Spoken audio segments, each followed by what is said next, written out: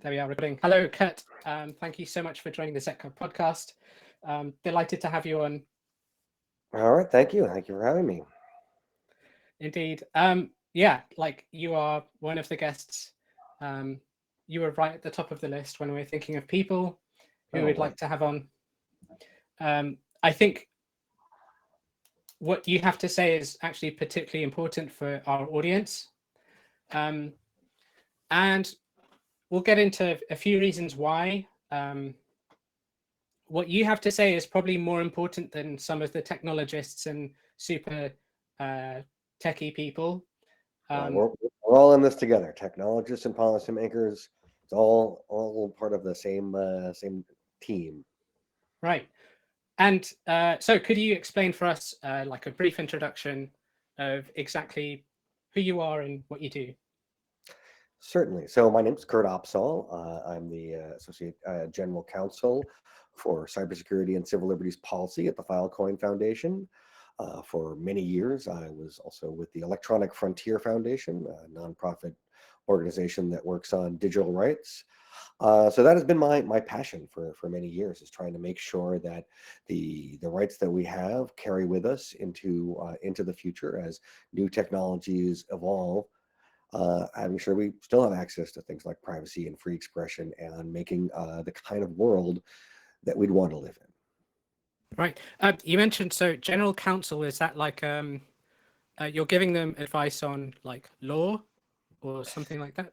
So yeah, I'm a lawyer by trade, and I've given I've had clients directly, but also I was general counsel at the Electronic Frontier Foundation. I'm associate general counsel with the Filecoin Foundation, and that is providing advice and counsel on legal matters, also policy matters, trying to shape the policy environment so that, in the case right now, try to find some, blockchain, the decentralized web, so they can thrive moving forward into the future.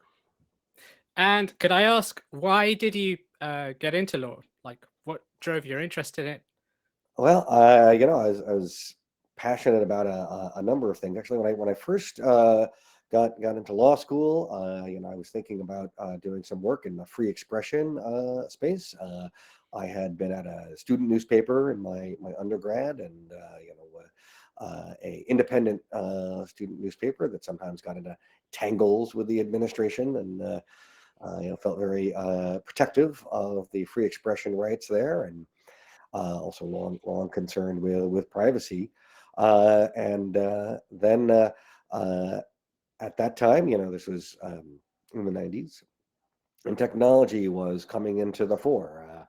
We were just starting out with things like the World Wide Web, a very new phenomenon at the time.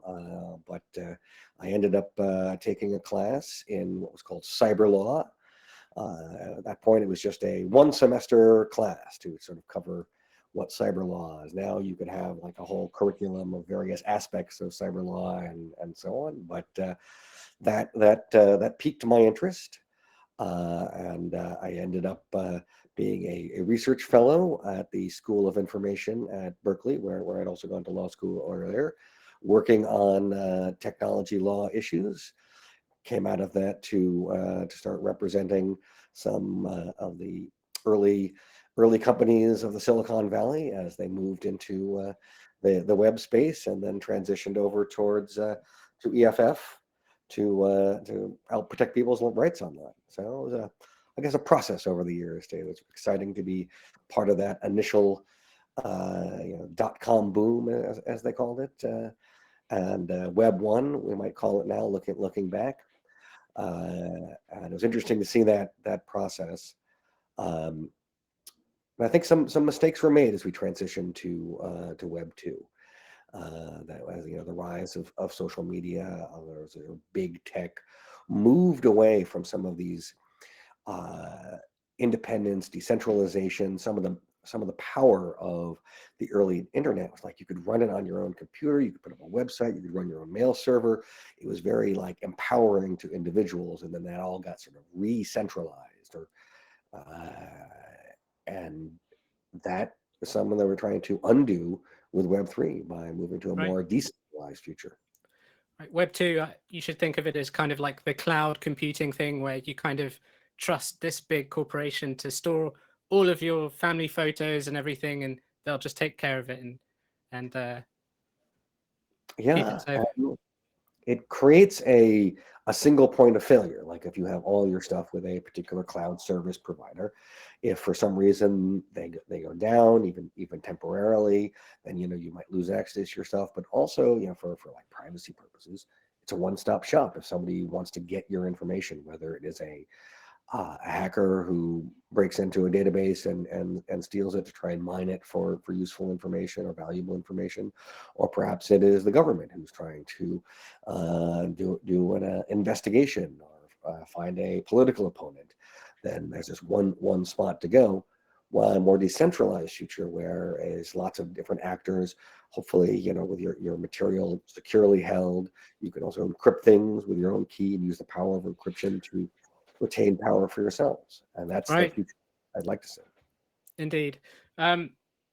Yeah, although, I do think of Web3 and the promise of Web3, again, returning like the power of control back to the users, right? So away from like the central points of failure and back to the users.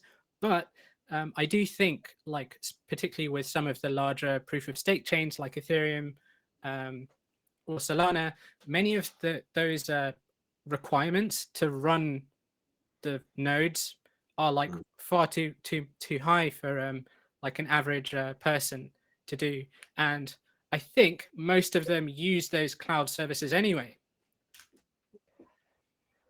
Indeed, it is actually very challenging to move away from the big tech cloud services, because they often offer these things without a significant financial cost. Maybe for individuals, often paying more on the price of their privacy than in their dollars, but and they have some convenience. So it's not surprising that some people will continue to use them, and it's hard to get away from reading an article not too long ago about a reporter who tried to do a week without using any big tech companies, and found it very challenging. And Yeah.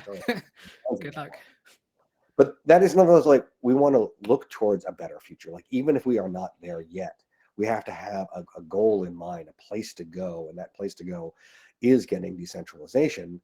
But we also have to help build it. Like, it's going to take all of us together to work on this and to try to make that world and get decentralized services that will be viable options for people. And So there's some that are and some that are not there yet. you're optimistic then? Well, my optimism, yes, I try to be optimistic, and I think that's an important thing of, like, what gets you up in the morning and spend the energy on the things you do is being optimistic. But it's an optimism not like, oh, it's going to work out fine, don't worry about it.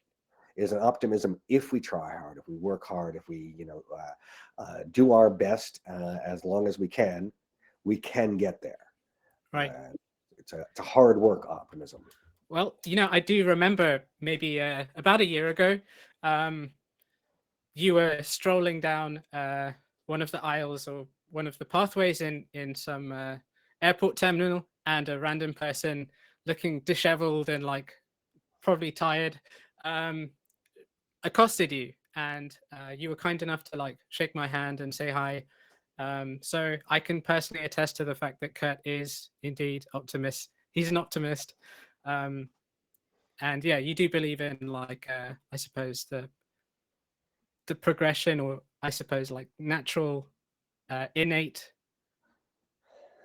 positivity of humanity or something. I mean, I want to get this there. I mean, I'm also concerned that that if things are left without any work, if we just sort of say, forget about it, then we will go to some dark paths, a dystopian future. Like, these are things to keep in your mind, but you can never give up. Don't give up to nihilism.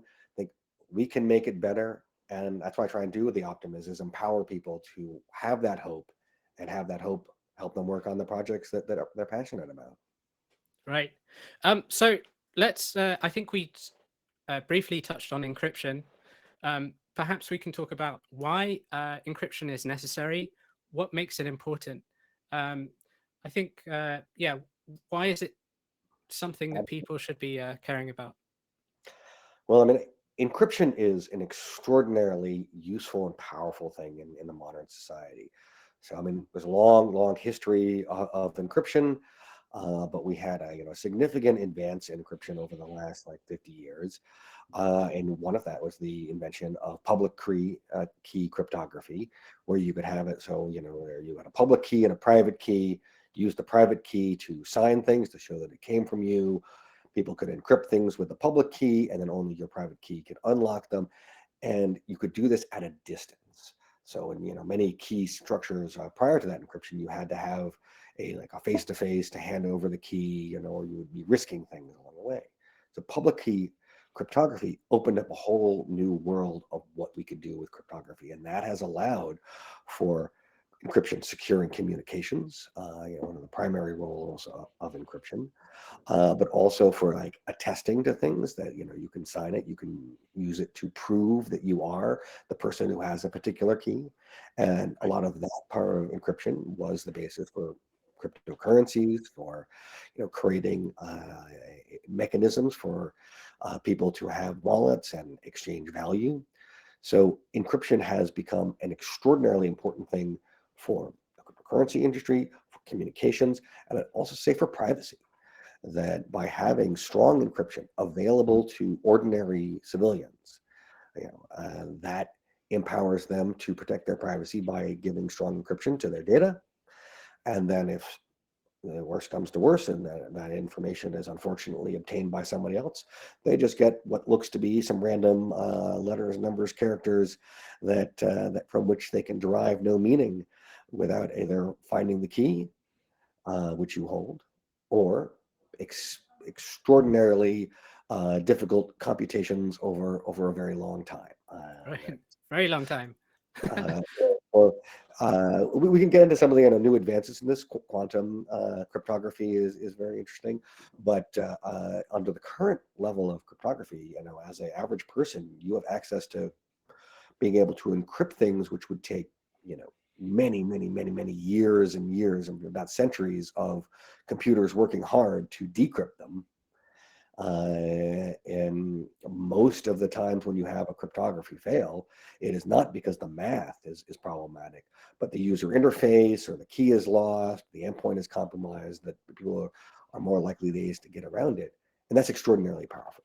It also makes governments nervous, having that power. People, in the early days of internet encryption, the notion of cryptography was a military technology, was classified as a munition for a period of time. And there were export controls about encryption that led to a very important case.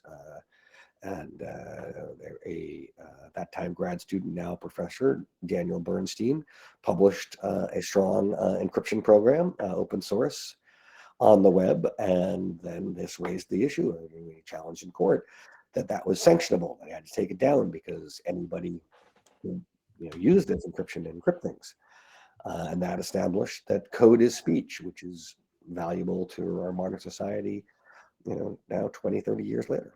So you're describing what we now, I guess, call the crypto wars, the first crypto war. There is like a progression. I suppose most people now are talking about Operation Chokepoint 2.0.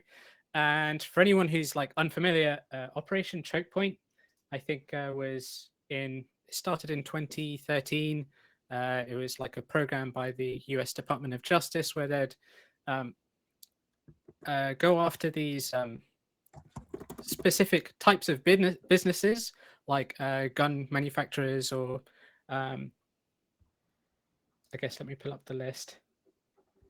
Ammunition sales, ATM operators, drug paraphernalia, fireworks. So I guess people they deem untrustworthy or suspicious. That was the original Operation Chokepoint. We're in Operation Chokepoint 2.0. Could you describe for our viewers exactly what's happening? Well, for our viewers, I mean, the main takeaway to think about this is it's an attempt to use financial records, or at least in Operation Checkpoint 1.0, they were going after bank records or trying to get a wider swath of records to find out what people are up to. and this has strong implications for privacy. And what is most disturbing is that it's suspicionless, or the suspicion is based on what could very usually be, or usually are, innocent transactions, lawful transactions being done by ordinary people. But it is a category they felt was like, well, something enough for them to look at it. And one of the things that is like really important in our society, what encryption protects us against, is suspicionless mass surveillance. That as I said, like if somebody really wants to go after you, they'll find a way. Like the math is strong, but the endpoints, they can get a hold of your phone and get access to it, like that. But they have to care a lot. And individual suspicion, where you are going after a particular person, that is expensive, hard to do. They're only going to use that on people that they really care about. They have a very good reason for it, hopefully. Sometimes, that it may be a authoritarian, undemocratic regime. That very good reason is not one that comports with human rights. Right. But nevertheless, they can't do it to everybody because it's too expensive. And these are attempts to sort of do that mass surveillance, where instead of going after people they really care about, that there's a reason for it, it's just looking at everybody and seeing if anybody's suspicious. And that's not the future. Indeed. This is kind of like just collecting everyone's traffic, internet traffic, similar to that. Although in this case, it's their financial transactions specifically. And we mentioned centralized choke points before. And so I guess in Operation Chokepoint 1.0, it was like Visa and MasterCard and like all of the traditional business, like ways that people would be accepting payment processes. Operation Chokepoint 2.0 is specifically targeting, I suppose, the banks that service crypto companies. I mean, I think that it is part of an overall effort to obtain information. And they say it's for because of high risk for money laundering or illegal transactions. And I think particularly no one wants to have money laundering or those illegal transactions. But the question is, what kind of society do we want to have? And do you want to have the suspicionless surveillance? And I think no, right? But it is enabled when there are centralized organizations that have a tremendous amount of those records. So like Right. Visa and MasterCard are basically a duopoly. There's Amex and Discover, I guess, are also in that zone. A couple others, PayPal, but it's at least an oligopoly, if not not a monopoly, but several major players. And all of those players have a strong interest in working friendly with the governments, the ones that regulate them, the ones that have these relationships, and to giving up information about their customers is something like they are find a way to have more peace from the government that way. And it matters. It matters a lot because these financial transactions that you have are a window into all of your activities. That many of them will be lawful and not all, but they may still indicate a whole bunch of things about you. Like if you use your financial transactions to buy certain medications at the pharmacy, it may give up some of your health information.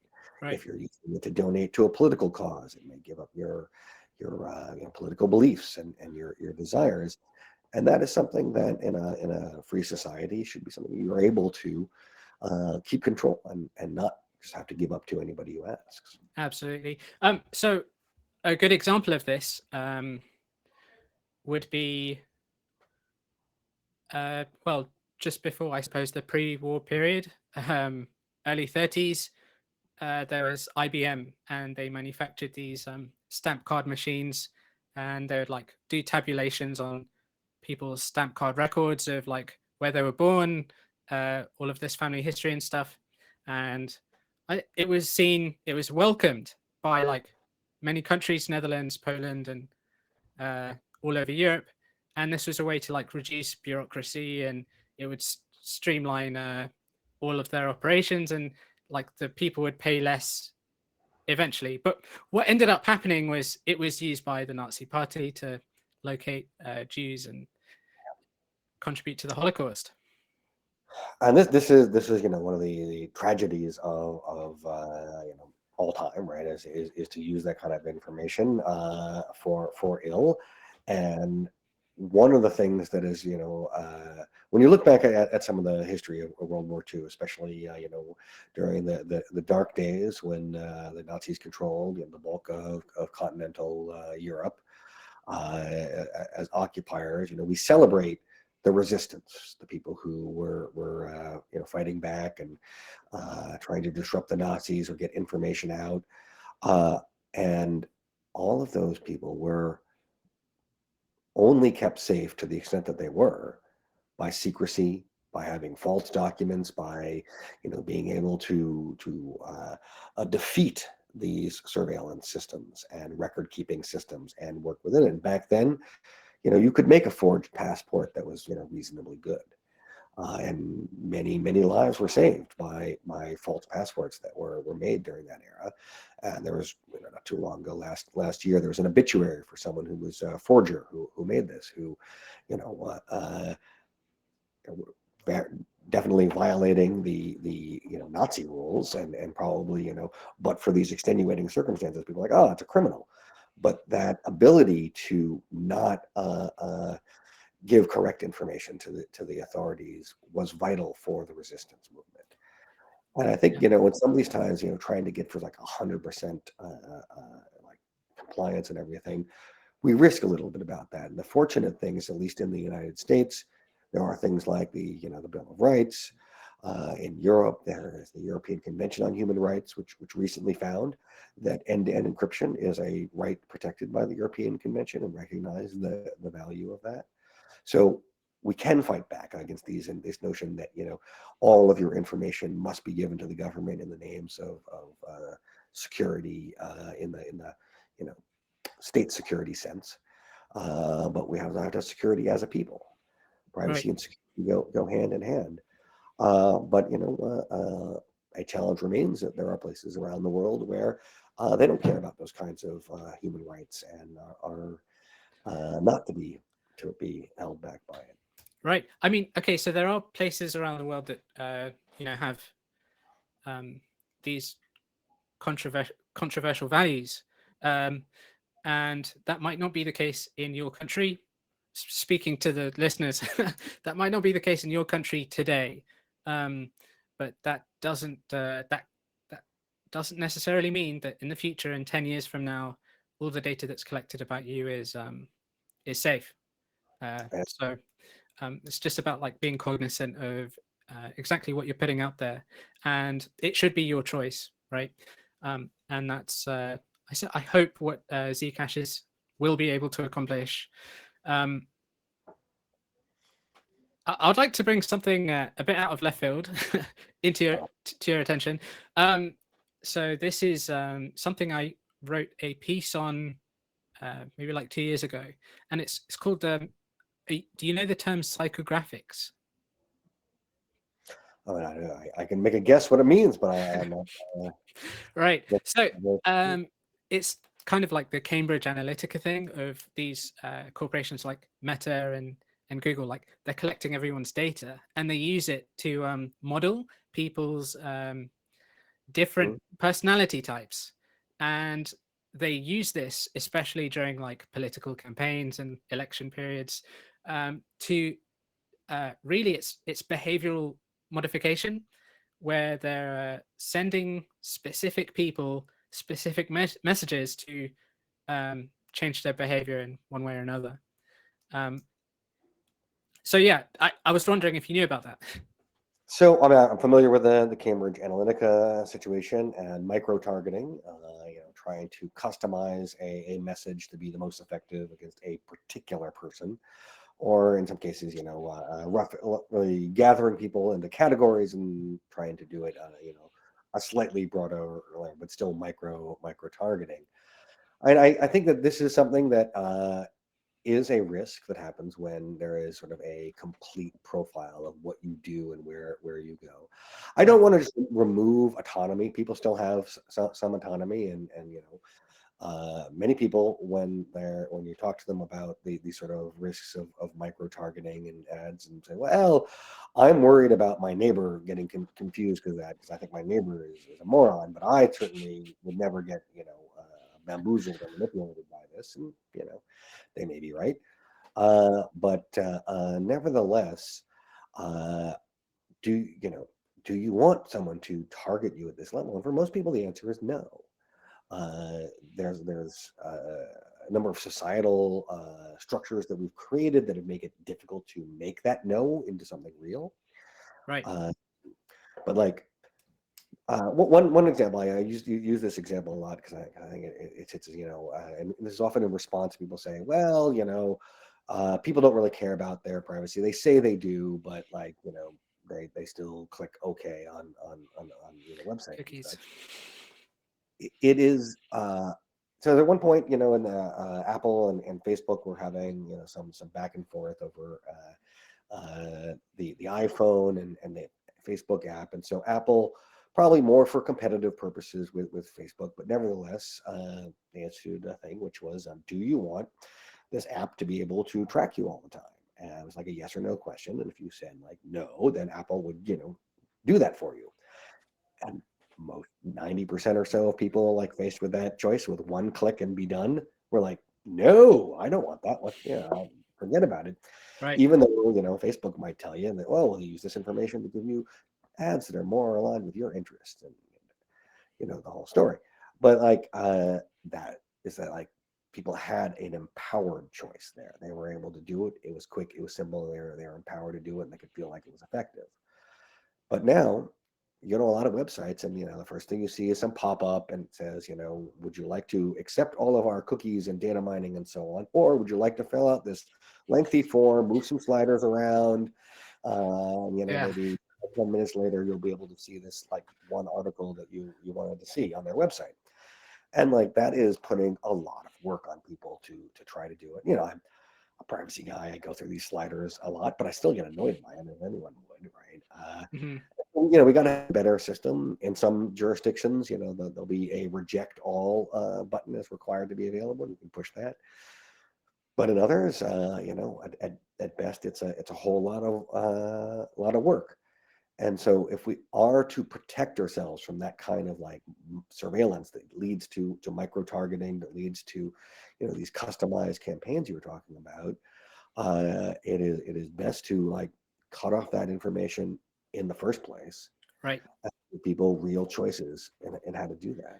And specifically, in the context of cryptocurrency, we should be speaking about zero knowledge, and zero knowledge um, at the base layer. So layer one, zero knowledge privacy. I think that's the only situation in which you're genuinely giving the user the choice whether to reveal data or not. Zero knowledge is yeah, it's an amazing technology. One of the things that's been very inspiring when I go to conferences and talk to people about what they're up to is a lot of these ideas of using zero knowledge proofs as a way to improve our privacy. And I feel like that is an amazing power where, and I just as I like simplify it, but it enables you to give only the information that you intend to give, and not a lot of related metadata or additional data that is about you, the information that is needed to do this without extraneous information. And a lot of times, a classic example is, when you have to show your age, like if you're entering a bar and you have to show that you're overage to be there. They only need to know one thing: are you or are you not overage? Not who you are, not where you live, not your whole driver's license or whatever it is that you're doing it. And for a long time, throughout society, we relied on people's rather terrible memories, which is a typical. You show it to the door person, and they say, "Oh, I was over 21," and then forget all the other details on the card, within seconds. But we've entered an era which machines see that, and they do not. And so, Right. being able to only give what is necessary, it's a powerful tool. Speaking of this, I think just today, the Credit company, which is building the Zcash stablecoin, Zcash shielded assets, announced that they would be creating a stablecoin or a stablecoin feature on Zcash, and they mentioned that key to this, to allowing stablecoins on Zcash, they would have verifiable encryption. So you are able to let the stablecoin issuer know you are who you say you are, and that the asset transaction is allowed to take place given the issuer's rules. But you're not revealing any information on chain. So it's a way for you to reveal select information to the issuer of your asset and still be relatively safe from like criminals and adversary states that would be trying to gather this information. And I guess this shows that privacy and regulatory compliance aren't mutually exclusive. It can be done. Yeah, absolutely. Like one of the potentials of zero knowledge proof would be to provide the information necessary to preventing money laundering, to prevent bad acts. Know your customer can be complied with in a way that doesn't reveal everything to everyone all of the time. Right. That was the sort of the issue with Bitcoin that Zcash was trying to solve, is that it involved all of a particular wallet's transactions to be on the chain and a lot of information there. And so if ever your wallet gets associated with you, like the whole history is there. And there is value to that. And there's also, of course, value to ensuring that, no one wants to have like North Korea get more money to build bombs and all this. So to be able to balance those things. Now, I challenge. There's a lot of challenges with this, and one of the challenges is that a lot of governments really appreciate getting the extraneous information beyond with which is necessary or what they're entitled to under various laws, because they love to have more information. That's really and that can't get enough of it. Right. Trying to ratchet it back and say, actually, you should only get the information that is necessary, that you're entitled to, that is provided for in law, that complies with the Constitution, and no more. Mm-hmm. That's a more powerful future, a better future for us. What you were describing sounds like CBDCs. Do you have an opinion on whether we should be interested in using them? I think, to me, it seems that like all the governments around the world are dead set on rolling these things out and enforcing it. Yeah, I mean, central bank digital currencies are, certainly a popular idea. A lot of countries are looking at them. Some have issued some, but the ones that have issued often have surveillance coin aspects to them. That they are designed not to create something which is sort of replicating cash in a digital world, but something which is giving government more surveillance capabilities, and also abilities in many cases do things like freeze an account, to give them extra powers than what they have right now. And cash has been with us for a very long time. It has a lot of valuable features that allows for anonymous transactions. If cash hadn't been invented and some were trying to invent it today, they would have raised a lot of objections. But here it is. Cash exists. And I would rather see something that tried to replicate cash than something which is trying to create, using the technology to create brand new government powers of surveillance and control. Right. There have been some proposals that have tried to do this, tried to make it so that it had more of the features of cash and privacy, but the central banks, I think, tend towards the surveillance coin and those proposals that we seem like. I was looking at the United States' some of their documents about potential central bank digital currencies, and they have a lot of very nice language that I appreciate about privacy and that the importance and value of that, but it has this also, balanced against the needs of the state for national security and law enforcement and so on. And we'll see how that goes, but unfortunately, in many times that balance is not actually maintaining the balance, like the balance that we have now with cash, but trying to change that balance. Exactly. Yeah, you were talking about like how they might be censoring particular like individuals using CBDCs, and there is an example where like I think it was the Canadian truckers who were fundraising using Bitcoin, and that Bitcoin inevitably was traced, and they ended up seizing it. And so yeah, there are what people might think are alternatives, but I'll just encourage them to think about it more. Yeah, I mean, you raise a good point there, and I'll just sort of add to that in a number of instances with the old school versions like the Visa MasterCard, they will refuse to process transactions that are lawful, but they're getting pressure because of public opinion, because of politicians who call them up and say, "Why are you processing, money for this thing that I don't like?" And that's if they try to do a law to say that like you can't do this thing. Well, at least that would go through the process. It could be challenged in court under the Constitution. But when they're just calling up on the phone and saying, "Hey, Visa, hey, MasterCard, we're really mad that you're doing this thing," they can cut it off without process. And that is another reason for not having like a few centralized like oligopolies being subject to all that pressure, and in many instances in the past have acted upon it and cut off things that were in fact lawful transactions. Just to play devil's advocate, how then are they supposed to enforce laws in instances where they should be doing it, where crimes are being committed, with all these privacy technologies? Like, how do you expect there to be a fair society in that sense? Well, I would say that right now we are living in the golden age of surveillance. The amount of surveillance that law enforcement can do on citizens and find out what they're up to, where they're going, is greater than it has ever been. And so, nevertheless, many law enforcement agencies will say, "Oh, we're going dark. We have to worry about these technologies."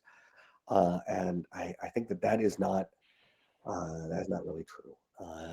That of course, as the institutional desires of any law enforcement agency is to try to get as much ability to surveil, because they trust themselves with that surveillance. Like, well, we're not going to misuse it. We're good people, and we're only going to use this to go after the bad guys.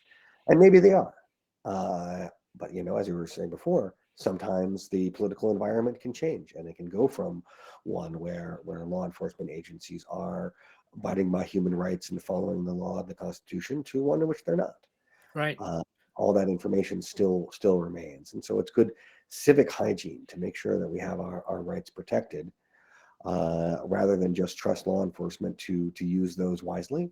So I think, just to get back to your question, I think we have plenty of tools that are available when needs be. And if you look at some of the news, when in many cases the government has been able to trace wallets and find it, and like something stolen years ago, eventually someone uses the wallet and exits to cash at some point, and then the Fed comes in, seizes the wallet, and arrests the person. Like, Right. and there's a lot of powerful enforcement tools. There was a really good slide that you had in your presentation at ZCon 4 last year, and it was "Policy does not act alone." I think I'll share this slide during the video right now. And it says policy work, it has a critical place in protecting our future, but it cannot do it alone. Policy can set goals and ideals.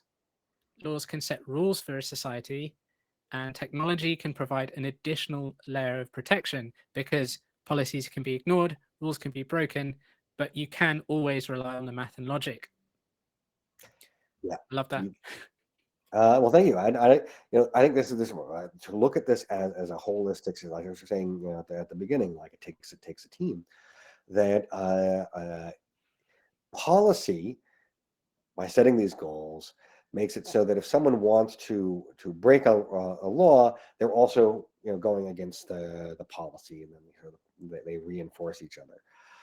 But we've had, unfortunately, too many instances in which there might be a policy that is disagreed with, or a policy that suggests that we can bend these rules, and having that technological backstop. And just to put that into like a context, looking at communications encryption. So over the last maybe 15 years, we have gone from very few people who were technically adept using communications encryption, like because they used PGP for their email, for example, to people have encryption end-to-end by default on billions of people doing it on WhatsApp, Signal, iMessage. There's a lot of platforms that just provide that by default. And what that means is that if they're trying to get the information from that, if they being government, they may be able to obtain it, but they have to go through a legal process, and you can push back on that and challenge it in a court, and that helps preserve your rights. So even if they can physically get access to this information, and to give that example, during the same time period as when the NSA was engaged in a mass surveillance program that was carefully hidden, that I believe was unconstitutional and unlawful, but nevertheless they went for it, and having encrypted communications was a powerful a way of resisting that. And one of the things that came out in the Snowden documents was there was a slide, and it showed that Google's data center and another data center, and it had a little thing, SSL added and removed here, and then a little smiley face. And that was like during this sort of intercorporate transfer, there was a point where they could see it in the clear, Right. and they were like, haha, we got this. And I think that was unlawful. But when that slide came out, many of the major companies, to their credit, added more encryption to their internal transfers to sort of bulk up their security, to not have that point of failure where the SSL, being a form of encryption, was added and removed. And that technology can force governments to go through legal process in order to get the information they're trying to get. Right. I think it might have been one of the undersea cables, like as it's coming up, there's a small office just before it reaches mainland or something. But yeah, you mentioned Edward Snowden. He had a part to play in the initial creation of Zcash, and you kind of think, why did he have any involvement? And I guess him and Julian Assange, people who are whistleblowers or journalists, kind of rely on this to remain safe. And so using this technology, I think you're supporting free speech and the rights of people as well. Absolutely. Yeah, so I guess we kind of covered everything. Yesterday was the 20th anniversary of the Cypherpunk Manifesto being published?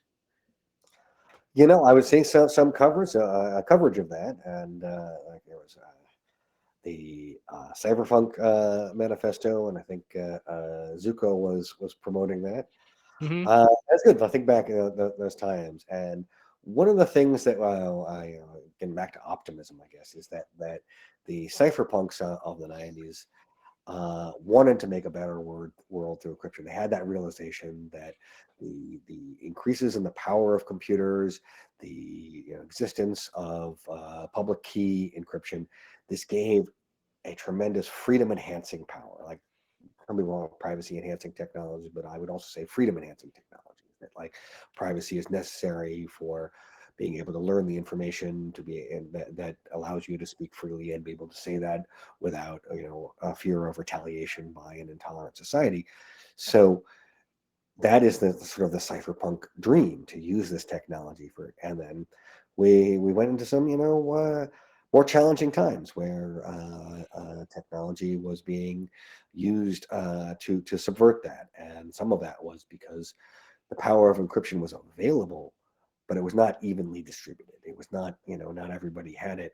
And it's amazing that we're now in a world in which the average person can access end-to-end encryption and have an encrypted economy without really even thinking about it. And not just end-to-end encryption, but they can also access information. So just a quote from the manifesto itself, it's about halfway in. It says, information does not just want to be free, it longs to be free. Information expands to fill the available storage space, which just made me think of Filecoin, right? People having access using IPFS and the Filecoin network, they can store their data in a distributed fashion, and they can also retrieve it. And later on, it goes on to say, we, the cypherpunks, are dedicated to building anonymous systems. And I think it mentions anonymous transactions. And so, yeah, like thinking about journalism, and are there the places that they're able to post, like say they're whistleblowers or something, you think of WikiLeaks. Do we still have those places? And I think Filecoin might be, it might help. Well, I appreciate it. I mean, I think, part of what we're trying to do with Filecoin is become the storage layer for Web3, and to provide those alternatives to centralized storage in a way that people can have confidence in, that their data will be stored correctly, and trying to make it so that a stranger to you can be storing data, and that they will continue to do so because it is checking to make sure that the data is still there, providing an incentive layer for them both to offer the storage in the first place and to follow up with their storage promises. And this can really empower people to take advantage of the storage spaces that are out there without having to use one centralized location. Right. And hopefully one day they'll be able to pay for that storage privately as well. Indeed, I mean having financial privacy is a fundamental part of like privacy and free expression. It is something that is necessary to enable and support those rights. And we'd like to be able to have it so someone is able to have like the privacy of cash, and be able to do these kinds of transactions at a distance. Mm-hmm. Awesome. Well, thank you. Thank you very much for your time today, Kurt. I've kept you for far too long. Thank you, and my pleasure to be here. Pleasure to have you on, and I hope that maybe next time we meet, it won't be in a random airport, but we can kind of shake hands as friends instead. Look forward to it. Awesome. Right. Take care. Take care. Bye. Hey guys, thanks for watching this episode of the Zcash podcast. If you liked it, don't forget to subscribe and hit the like button. If you're watching it on Spotify, don't forget to give us a follow.